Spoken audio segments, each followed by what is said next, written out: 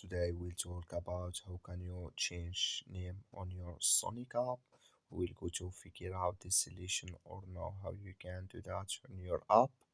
So all you have to do, you just go above this sign, click on it here.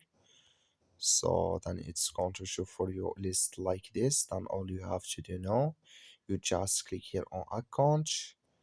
So then it's going to take you to this list here. Then you click here on profile.